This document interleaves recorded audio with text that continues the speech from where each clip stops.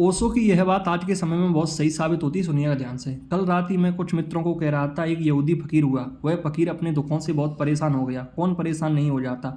हम सब अपने दुखों से परेशान हैं और हमारे दुख की परेशानी में सबसे बड़ी परेशानी दूसरों के सुख हैं। दूसरे सुखी दिखाई पड़ते हैं तो हम दुखी होते चले जाते हैं। इसमें बड़ा गणित है, वही गणित जिसकी मैंने आपसे मौत के संबंध में बात की। हमें अपना दुख दिखाई पड़ता है और दूसरे के चेहरे दिखाई पड़ते हैं। उनके भीतर का दुख तो दिखाई पड़ता नहीं।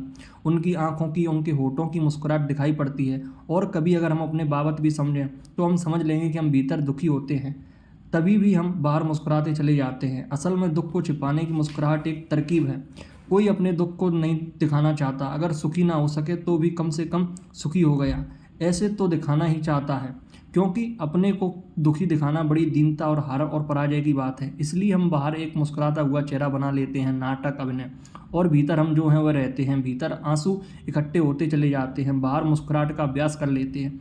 फिर जब बाहर से कोई हमें देखता है तो हमारी मुस्कुराहट दिखाई पड़ती है, और अपने भीतर देखता है तो दुख दिखाई पड़ता है। तब वह मुश्किल में पड़ जाता है। वह सोचता है सारी दुनिया सुखी है, एक मैं ही दुखी हूँ। धन्यवाद।